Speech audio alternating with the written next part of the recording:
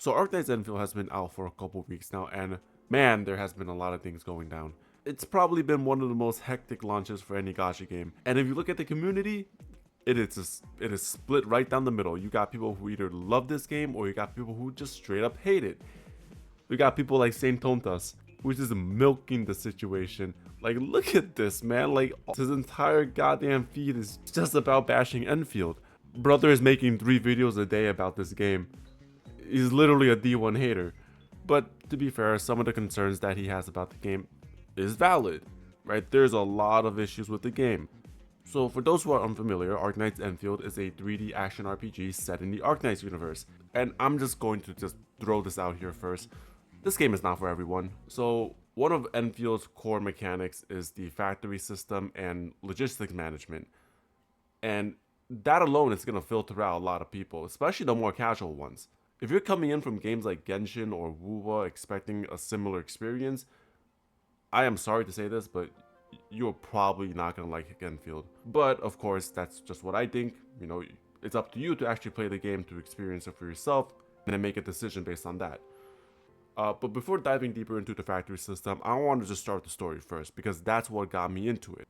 Being a part of the Arknights community in the past, I was very, very into the story. And boy, did Enfield leave me disappointed because the opening chapter for Valley 4 was just not very engaging. You wake up with amnesia because that's just the standard meta for gacha pro tags nowadays. And for a large portion of that opening, nothing of real narrative weight happens. And that's because you're going to spend the majority of the opening sequence doing tutorials. Yeah, there's a lot of tutorials in this game. Why are there so many tutorials? Why do you need to teach me these things that I probably know how to do by myself? And as a result, the pacing of the story suffers because you're just being constantly interrupted and bombarded by these tutorials.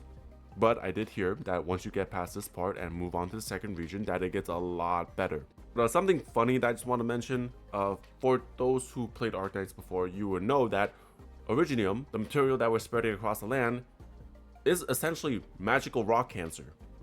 Right? We're out here giving people magical rock cancer, and that shit has no cure. And we see what happens to people who get magical rock cancer. They are suffering. We are part of the problem.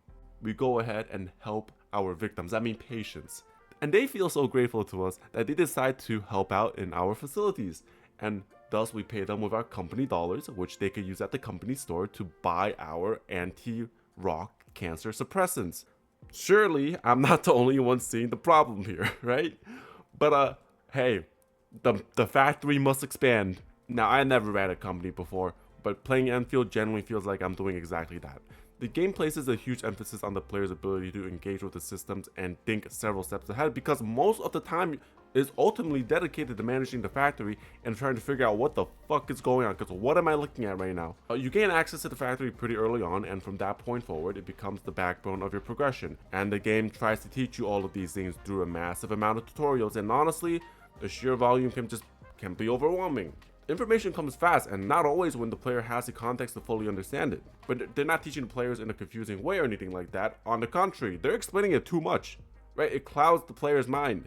The tutorials are too detailed. It lacks consideration for the fact that we are not going to read the entire thing. It won't confuse you if you're not to understand what it's trying to say, but God, it just says too much. So the best way I could describe exploration in this game is that it is functional. Now, what do I mean by that? Each zone is relatively small and self-contained, and instead of relying on vertical freedom like climbing, right, that's right, there's no climbing in this game, which is shocking to me when I first started, but that actually makes the game a lot more interesting because it forces you, the player, to take a moment and actually think about how you're going to access certain areas. Because of that, navigation feels more deliberate. You're actually looking at the environment, finding the intended path, and planning routes rather than brute forcing your way up terrain with climbing and, God forbid, a venti vortex. But I should also note that there are these zip lines which you can use to kind of cheese certain areas. Most normal human beings will just use them as easy transportation. Another thing that's going to stand out to you immediately is the inability to swim, which is not an immediate issue that you'll find, but it raises concerns about the long-term world design. We just not going to have like water levels? Am I not gonna meet my seaborne baddies? But also, I shouldn't just fucking die the moment I dip my toes into some water. Like, this is some bullshit. Combat in Enfield. It's fine. It's not bad, but it's not particularly exciting either.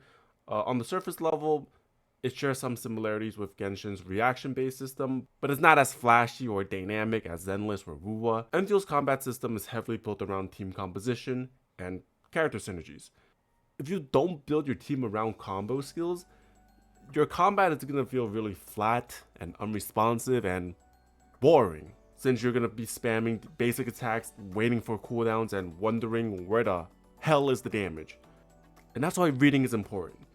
You need to make sure that your team is built correctly so that you can trigger combo skills more consistently, and the fight will feel more interesting, but still not as cool as Zenless or Wuwa. So the next thing I want to talk about is probably the most controversial thing about this game, and that being its monetization and gacha system. Enfield's gacha gotta be one of the most unnecessarily complicated and convoluted systems in the entire gacha sphere. So there's a 0.8% chance for you to pull a 6-star unit, which is actually pretty decent, but to guarantee a rate up 6-star you need 120 pulls, which leads us to the first issue, the pull economy. A 10 pull costs 5k ore barrel. I'm level 30 at this point, and I've only done about 60 pulls, which includes the launch rewards that they give out, which roughly equates to 25 pulls. Pulling in Enfield is just simply too expensive. The amount of currency the game gives out does not properly offset the costs, but even beyond pricing, the real issue lies in how the pity system is implemented. So in your first 30 pulls, you are rewarded with an additional 10 pulls. However, this is not counted towards your pity, which is fine since it's a freebie. On your 60th pull, you are then given another 10 pull. However, this is locked onto your next limited banner. And this is where things feel kind of strange. If I'm pulling on the current banner, it's because I want that character. Why am I being rewarded with pulls for a banner that I might not even pull on? But once again, that's whatever since it's free. Now, I'm not going to complain about free shit. But now at 80 pulls, you are guaranteed a 6-star character. But it's a 50-50 for the rate up. This 80 pull pity does carry over to the next banner. So if you stop at 60 pulls and do another 20 pulls on the following banner, you'll trigger the guaranteed 6-star. However, you will still be at 20 out of 120 for your guaranteed limited 6-star. Yeah, pity does not transfer over for the limited character. Hyperglyph actively implemented a pity transfer system, but just chose not to implement it where it actually matters, which is just completely baffling. And another problem, just to go with it, after your initial 80 pulls, any 6-star you obtain before reaching that 120 pull guaranteed is still subject to a 50-50. That means in a scenario where you reach, let's say, I don't know, 110 pulls, and you will not be credited towards the 120 pull guarantee, and you effectively lose out on what would have been a guaranteed rate up character in just 10 pulls. In other words, I cannot believe I'm saying this for a gacha game, but there is a case where you prefer to lose the 50-50. MTash actually has a video on his channel where something like this happened to him. Now there's the weapon banner, which I actually like the idea of. It's just that it's executed in the most dog shit way. The rate for the weapon banner is 25.75, so already the odds are against you. But the currency you use to actually pull on the weapon banner, you get from pulling on the character banners. So it's kind of like a bonus that you get, but the problem is, if you get the character early, you're not going to have enough currency for the weapon. But I do think this issue will probably be addressed in a future update, through events or endgame content rewards, so I'm not too worried about that. But do you actually need to pull to get through the game? So the 4 and 5 star units should be enough to get you through the story. We do get a bunch of starter rewards, like a guaranteed standard banner 6-star due to beginner headhunt, and also a free 6-star unit along with her signature weapon. And might I add, she is actually pretty good. There's also the tier 2 battle pass that you can buy with the premium currency, which you get by finishing the story quest. And if you complete it, you get a 6-star weapon selector along with the currency you spent and a little bit more, so you always have enough to buy the next one. Now, the overall consensus of this game: it's a great game, it's a terrible gacha game. Since most of the issues revolving this game is the monetization and developer greed. Other than that, the game is fine. It's a really well made game. It's just not a good gacha game.